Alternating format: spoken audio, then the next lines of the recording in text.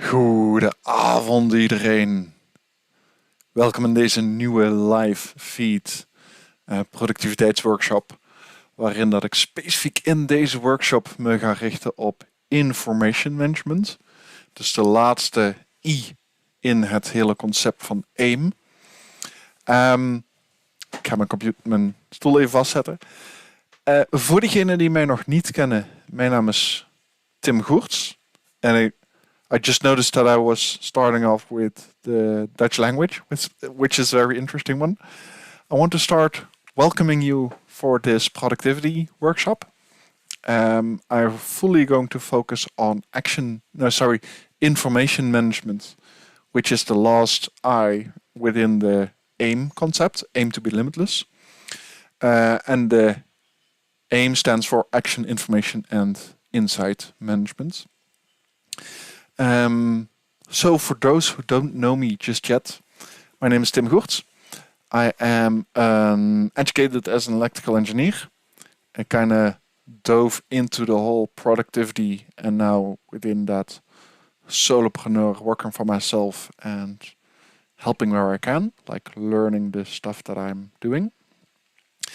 And what I'm currently doing is I am helping people with coaching, with emotional mastery coaching, and with offering people services to build our own personal knowledge system, PKS. And I do that within that concept of AIM, Action, Information, Insight Management. So that's a little bit the introduction about me as an individual. At this moment, I am not seeing any comments just yet, but let me open that up with that. Because I am doing this every Tuesday evening at 7 p.m. Central European Time, just fully for free, just to give a value for those who require it.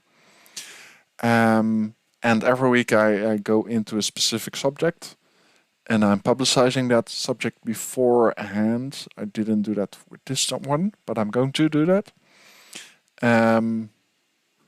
Just to have that free value out there. Because sharing value and sharing insights is the level that we want to be in. Or at least that's my premise, that's my belief system behind all of this. Amazing. We have about 50 minutes, 50. And the fun thing is like, let's play around. Let's just be in that state of rest and that enjoyment. That's my belief system behind all of this. And now I notice a little bit of lag here. Yeah. Good. So that's about it. I'm going to make this loose. Timestamp pop out chat. Yeah, that's about it. So now I actually live see your comments on the left side, so which is quite nice. Good. Yeah, so within this specific subject, I'm going to focus on information management.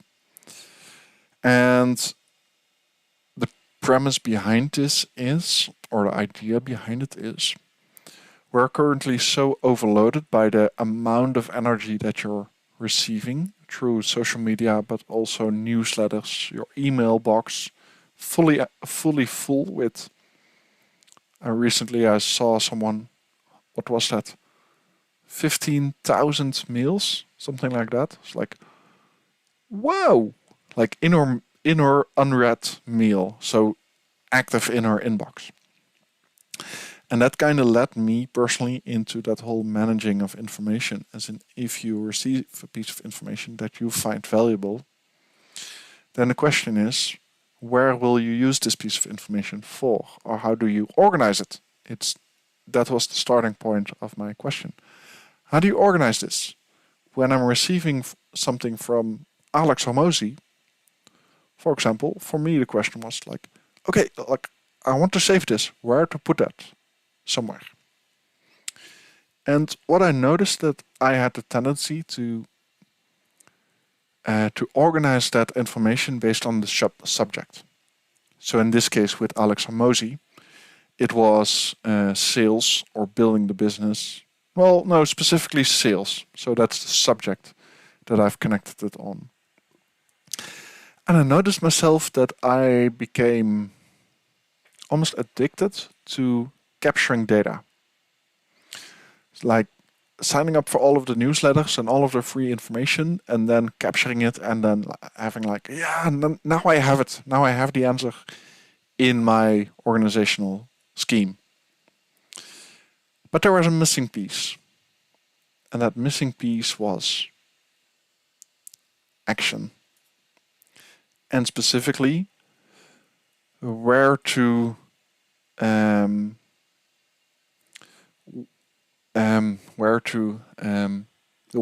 use the correct information, basically. So that means if I'm receiving something from Alex Hormozy, which is getting your first 5 clients, really great, like really amazing, but where will you use it for? It's not really for sales, like sales as a subject, but you're using it to build your own business. If you're doing that, if you're doing in the coaching and consulting, if you're working in that specific area. So if you're receiving that mail and then you're going to put that piece of information into the project that you will use this piece of information for. It's so very valuable to use that with every level of information that you're receiving. And if you don't have a project or a purpose within this piece of information, then actually don't save it. One of the steps that I've kind of gathered, one of the integrations, like the methods, like the premises that I did, is don't capture stuff for the sake of capturing things. Like be very critical upon, if I'm reading the book, then I have a purpose with reading the book. It's not just reading the book. Like beforehand, like what do you want to achieve with this reading, this action, this piece of information that you're getting? Because information overload is a big one currently. And especially as the society has formed us, is the idea of we need to know more, understand more of the world. Well, know more data. It's even knowing more data. And then you can make more steps. Do another course, do another this, do another that. Like more. At least you've learned stuff. The downside is, it's like, okay, but what will you use this piece of information for? We as human beings are not made to store information. We are here to live in this present moment that I have with all of you right now. That's the only thing that really exists. And all of that information that you're kind of gathering, it could taint the world, how you understand it. So every time that you try to remember certain facts or dates or actions or piece of information or knowledge, what I noticed with a lot of people that I have contact with is that they feel overwhelmed with the plural of ideas that they have inside of their head, and they're not really making sense of it anymore. The challenge is to externalize those thoughts, to see them as a third person in a certain way. You can have that in a digital system. And then you can observe your own thoughts, your own thinking, your own knowledge as a third person. So that same goes with, there's like kind of two separate parts, like shadows of information management. And it's quite nice to do that, because I start off with information management. but it's also a little bit leaning into insight management. And insight management is a different topic itself. Because information management is mostly built on the PARA system, the projects, area, resources, and archive from Tiago Forte. Really well known, well organized, like amazing guy. Well, I haven't met him, so I don't know how he's personally, but his mindset, his ideas is very good.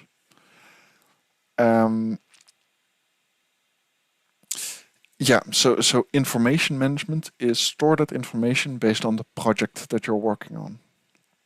And then you can ask yourself, what is a project exactly? How I define it, so it's a little bit comparison to what other people do.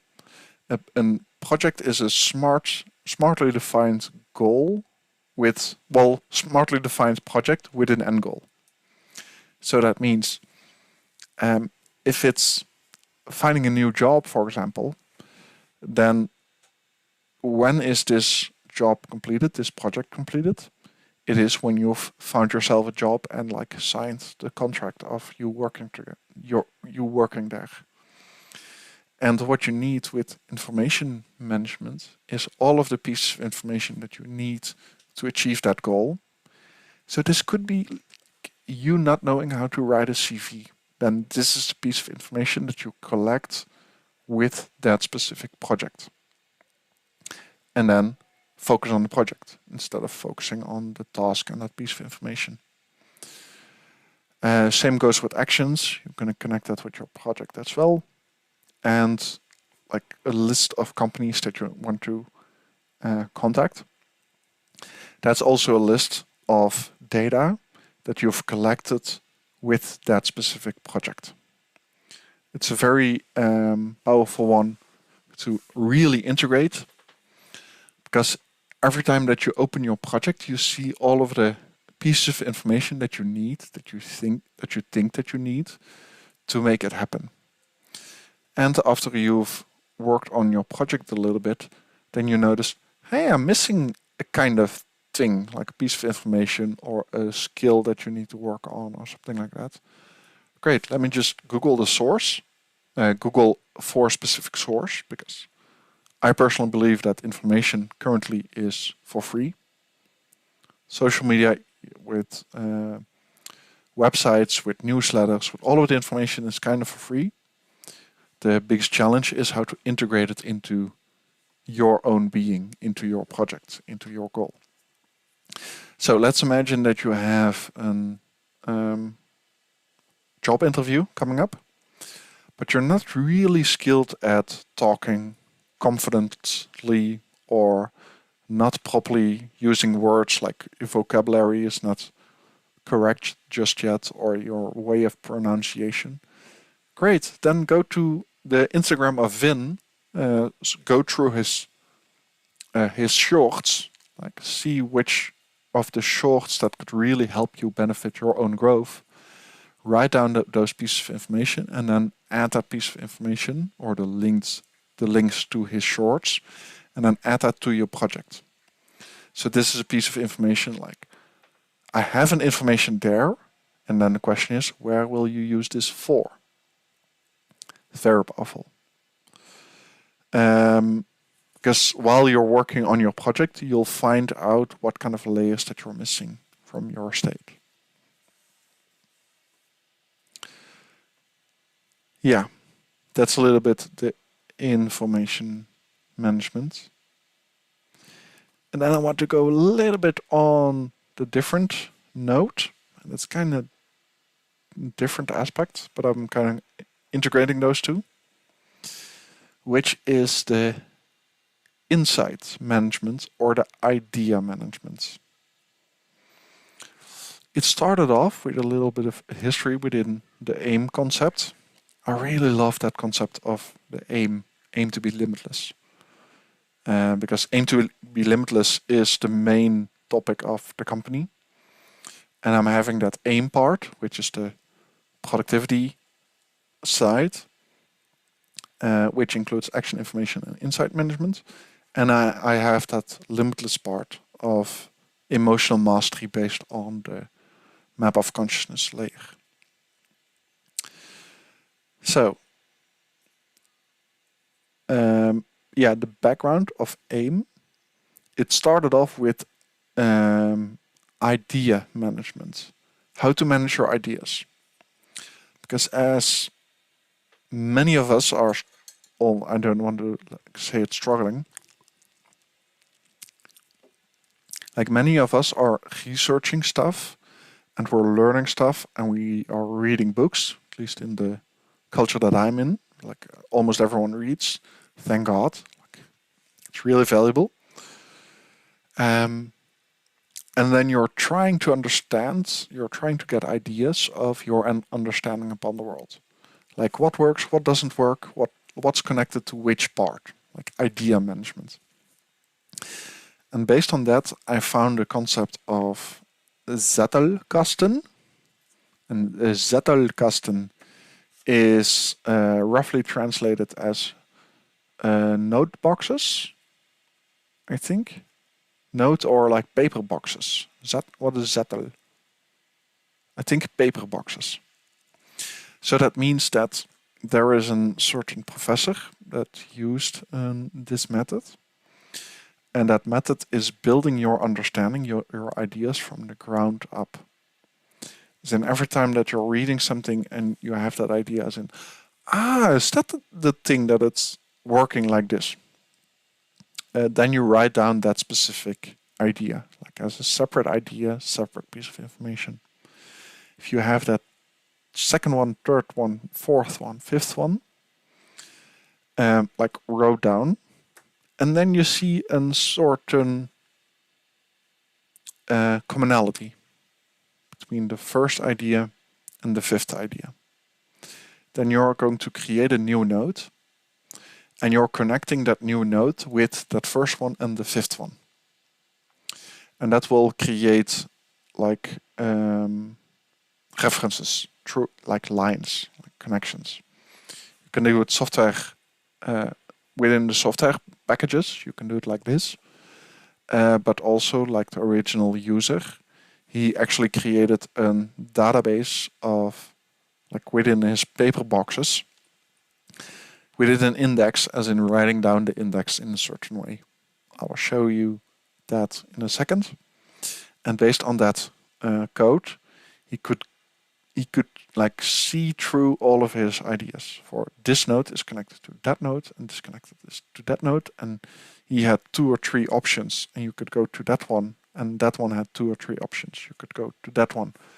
Like finding new ideas, new concepts, based on the storyline that you're following at this time.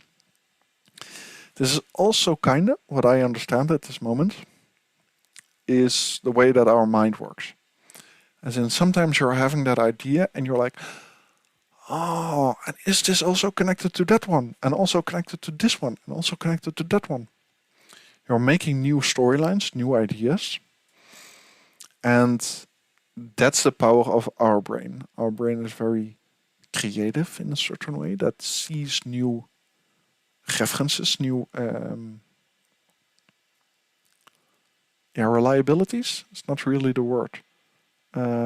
Like new connections. It's basically just new connections. And the power of the Zettelkasten method is to externalize those thoughts, those connections, those separate ideas into a digital system that you can observe from a third-person perspective. That makes it so powerful because then your memory isn't that good as comparison to what we think it is. Often we struggle with something called it was the memory bias or the most recent bias. I don't know exactly the name, but it kind of means that the stuff that you've learned most recent, that's the stuff that you find most valuable quite often within your own system. And that's kind of a shame, because if you had an amazing insight when you were 15, you can actually like write it down and then keep iterating it and keep using it as a source of truth. And that's a very important one, to like write it down in a specific way and also quite often like recheck it. Is this still true? Like it could be something that you believed to be true at that moment, and later on, after reviewing multiple steps, reading multiple books, multiple ideas, that you're like, is this really true? And then we come up with an interesting one, because like I mentioned, it started off with idea management, managing your ideas, and then it became insight management.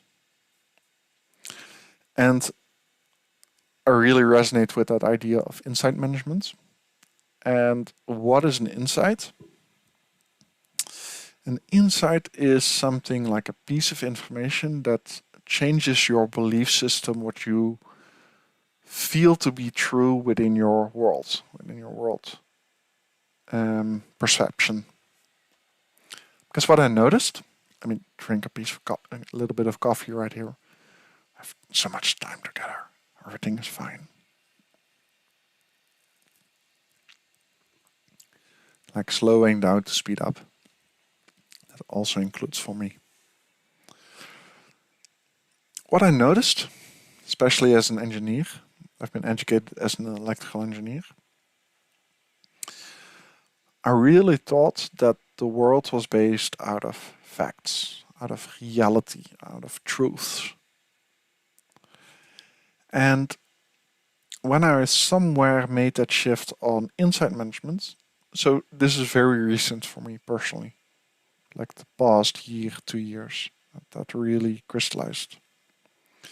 I started noticing that we interact with each other based on our belief systems that we have internally. And the belief systems is what you find to be true and where you base all of your actions upon that state.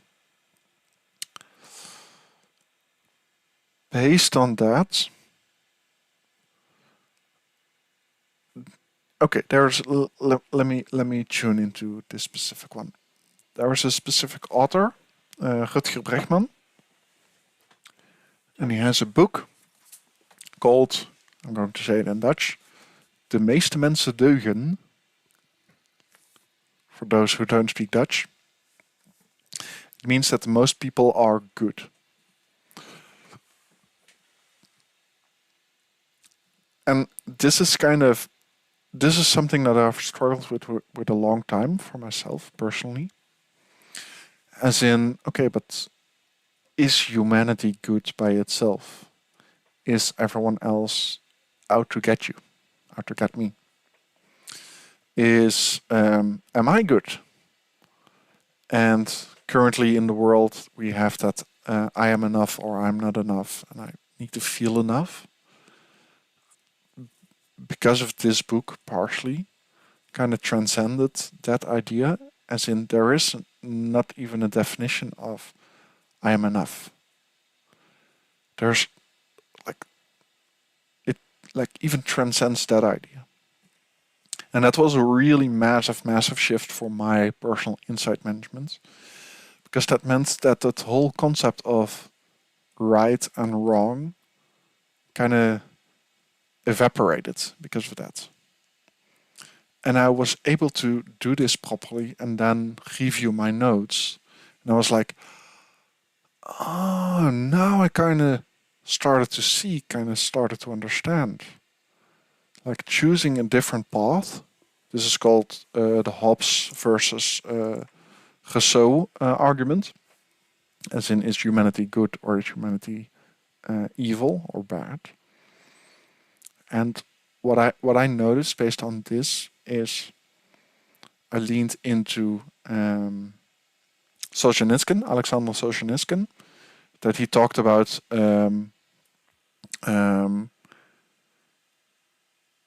the line, how did he say it? It was such a beautiful sentence. The line yeah, the line dividing good and evil cuts through every human being's heart. I'm like paraphrasing here, but it's such a beautiful sentence. And that's something that I've struggled with myself for a very long time. And when I kind of like read this one comparison to Sadhguru, I think was also the other one, and Neil Donald Walsh, like all of these separate ideas kind of led me to have a different insight, like how this works. And this is also kind of a precursor before David Hawking's map of consciousness. And leaning into that understanding makes everything useful. So the premise here is to write down the insights that you have upon your life. Like, what does it mean? What does it feel like? What do I understand the world to be true? And in such a way that writing that down in your system, you can use Obsidian, you can use a couple of other, even within Notion you can do that. Even like papers, physical papers. But it's so valuable to write down your own ideas, your own understanding, which makes you tune into a different concept. And that is something that I say within my coaching quite often, is listen for insights and do not listen for agreements. Because quite often, what I noticed in my childhood as well, especially in my childhood, but I'm still noticing it sometimes, is that people want to feel or want to be right, that they are the one that is actually speaking the truth. And they are arguing with someone else with the goal of that the other person says, yeah, you're right. Because then they feel like that they've won. And that is like listening for agreements. And that same goes when you are listening. You are listening quite often. What most people do is they only listen to people who say their own truth. And that's a dangerous one. Because then you're leaning into that echo chamber. It's like, I'm only listening because he's got the right thing. You see that within politics quite often. If you're on the right side, you're only listening to right players, and if you're on the left side, you only listen to left players, or like authors. How do you call it? Speakers. And then there's a magic thing. If you truly listen for insights, then you're going to listen to those who you don't agree with. Okay, where are you coming from? What makes you say this specifically? So this includes with every conversation that you're having. Could be a difficult one with the boss, or even the spouse with the wife, or even with your neighbor. Like, ask them questions so you can understand their perspective, their inside world. Yeah, their insights. Because insights is like literally the inside world. It's not literally, it's not literally, but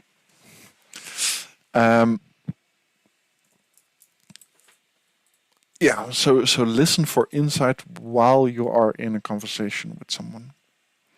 It is so powerful because on the one hand, the other person feels heard, like you're actually curious upon, how do you see this happening? Like, what does that mean for you? Like, what do you mean with this? It's not always fun, but I've learned so much while doing this. And what what I noticed even today is someone started to explain a specific concept of spiritual worlds, like the definitions of 3D, 4D, 5D, and above. And he mentioned almost apologetic, as in this might be not something that you believe, but this is something that I believe. My response, like, please do tell. I'm listening for insights. I can learn here because I've got no idea what it means. Like within that energy, you're inviting them to speak their own understanding. Like you're not searching for like, oh, that's right, oh, that's wrong. He could ask you as in, how do you look at this? Then you can have a discussion, even a conversation, not even a discussion.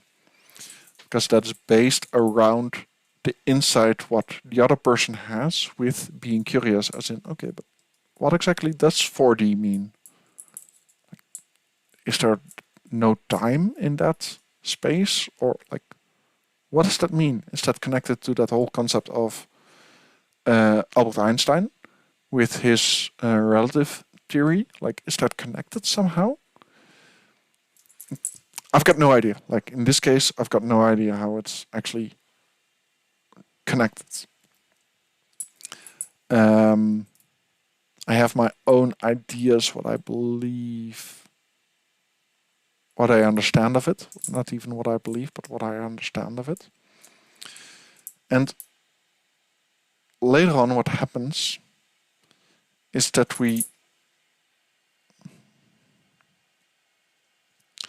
it's not about the search for truth, but it's a search for understanding. I currently have a specific level of understanding which makes me understand the world in a specific way. Like it works for me in the way that it is right now. Like there's not often where I'm like, oh, this is strange. It is something that I feel resistance upon. I do feel that, especially in those negative angerness, depressional interactions that I have with specific people. Well, shows or when I'm seeing something online. But I don't often think anymore as in, wow, what just happened here? This is strange that it's happened. I'm like, no, it kind of makes sense. It's trauma response. It is coming out of fear. It is that emotional reaction that people have. It doesn't mean that I agree with the behavior that I see, but I understand where they are coming from because I've asked them or similar people like that. And that is the invitation that I want to give you guys as well with that whole concept of insight management is listen for insights and do not listen for agreements. Very powerful concept. Really powerful. Go. Let me go a little bit deeper on how to write everything down.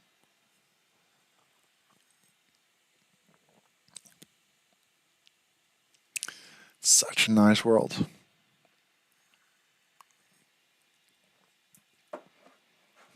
And it's an interesting one because recently, okay, let me go into this sidetrack as well. Recently, I had a conversation with someone, like a couple of posts on YouTube, Facebook, where he noticed that one of my authors that I have on my website is Andrew Tate. For those who don't know Andrew Tate, he's a very like alpha, like masculine energy guy, and a lot of people don't really like the way that he speaks, likes that way that he is, what kind of energy that he gives out, what kind of interactions that he has towards women, also towards men, alpha men or beta men. And a lot of that is like most reaction of most people are like, distance yourself from him. Don't be a part of this energy. What I personally do, he's still on my website, as in, he is one of the inspirations that helps me to get from the depressional state into, well, fear. That is kind of what he like creates. Fear, angerness, pride, and then neutrality. And after I've made it into that level of neutrality or courage neutrality into that state. Most of the parts, like let's not overdo everything. Then I noticed like, when I'm listening to him now he makes me feel worse. Which is fine. Everything is an emotional skill anyway. But it would be very not negatively charged, but it wouldn't be fair to him or as an understanding upon the world to distance myself from him right now. Because like he really helped me. Like him and Jordan Peterson really freaking helped me massively with the journey that I was, with the state that I was in. But that doesn't mean that I still follow him or I would promote him to everyone. But if you're depressed, then it's kind of good because it's mapping out that emotional skill. And that's the layer that I want to be in. And that's currently my understanding how things work. I'm quite comfortable right now with sharing these insights and sharing these knowledges of understanding of such a thing. Neil Donald Walsh, David Hawkins, map of consciousness, letting go, all of these concepts. I'm very comfortable with doing that right now. And on the other hand, I'm not connected to the idea of itself. It could be that I'm massively mistaken with my understanding of map of consciousness, intuition, manifestation, concept of time, 3D, 4D, 5D. It could be that I'm massively mistaken upon that one. Like, it doesn't really matter because if someone says like, no, but Tim, have you thought about this layer? I'm like, okay, let me tune into that one. I'm going to integrate it, see how everything is like connected. And then if it makes more sense or if it is something that I'm like resonating to, then it will be integrated into the whole thing and some other stuff will be reduced. And that's a very powerful thing, to not be captured by the ideas that you have. Like, you don't have ideas. Ideas have you. For most people. Most people experience that ideas have you. You don't have ideas. And that's a very interesting one to first like separate yourself from the ideas that you have. So write down, externalize those ideas, and then look at them as in, okay, is this the stuff that is having me? Without identifying yourself. That's kind of how I was very into the right side of the political spectrum. I was thinking about going into the politics with that. Like really being in that anger state, as in separational state, and the fear of other people. I was really, really big on that topic. And now that I look at it as a separate entity, I'm like, that was the idea that had me at this moment.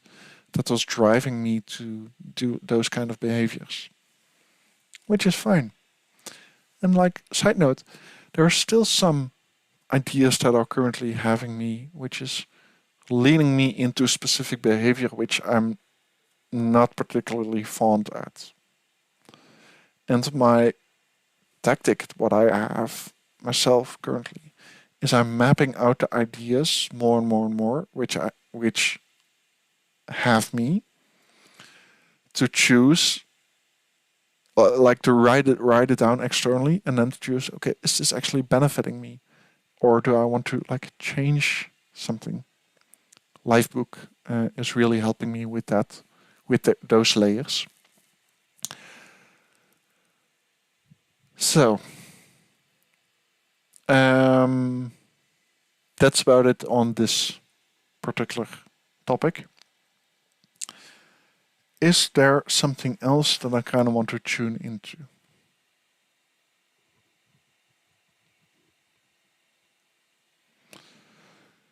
Listen for insights, how to write it out. Yeah, I can show you the example, as in how you can organize it. I see a little bug. Of bug. Bug, as in the insect, the bug. Ah, now it's gone. Okay. Yeah, I can show you the example how the Zettelkasten method, like organizing your ideas. Sorry, your insights, not ideas. Could be ideas as well. Dave mentioned it. Oh, Dave mentioned it like this.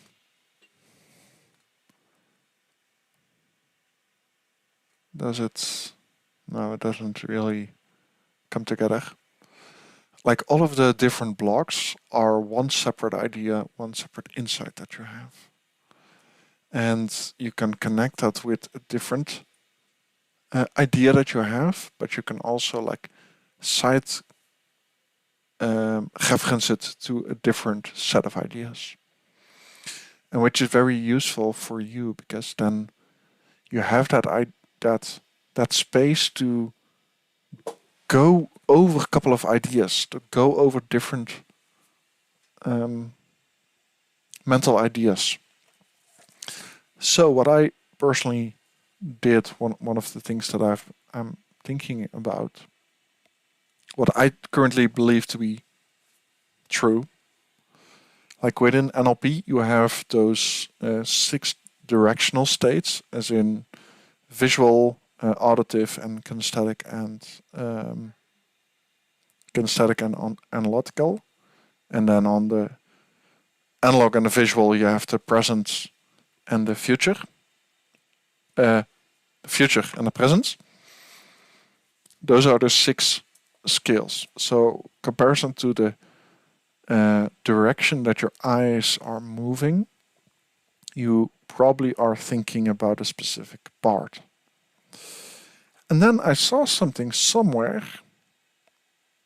No, I think this was the first idea of Jim Quick. Jim Quick mentioned, as in if you go right, left, right, left, right, left, right, left, you're overflowing blood within your brain to a specific part of your brain. I'm like, that's interesting.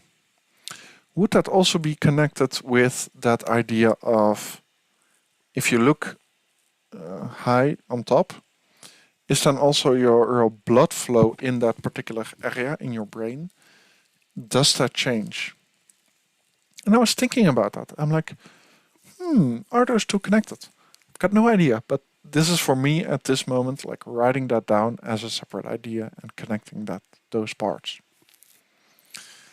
And later on, I also saw something within the Silva method that they are also like a little bit connected, looking up 20% and then creating your brain having the capability to go into lower into gamma waves, so lower frequency brain waves within your brain, which unlocks certain things within your capabilities. I'm like, that's interesting. So the placement of the eyes has an impact upon the brain movement. Like those are kind of separate ideas within NLP and Silva and concept, but are kind of connected by itself as well. And most people, especially if you are what we call intellectual, they do that on the top of their brain, as in thinking about an idea and then connecting that with separate ideas to make a visual understanding about reality. And some people just haven't learned to do that. And the question is now, like, isn't this just a method that you don't know how to use just yet? And that method, I believe, is this system. And if you're really skilled at it, externalize it. It's kind of the same as mind maps. It's kind of the same as like working with post-it notes, like brainstorm, like having an idea and just putting it on the board as what's connected to where. Just externalize it. But this is in insight management. It is really focused on your understanding what you have upon the world. And that's a very interesting one to believe or to know. And what I'm slowly leaning into, if my basics are like covered with the stuff that I'm doing, because my basics aren't really covered just yet. Then I want to lean into creating a questionnaire with a couple of questions about what do you currently understand upon the world, and based on that understanding and based on your emotional reactions upon that, then to give you a first framework of, this is the insight management that you currently have.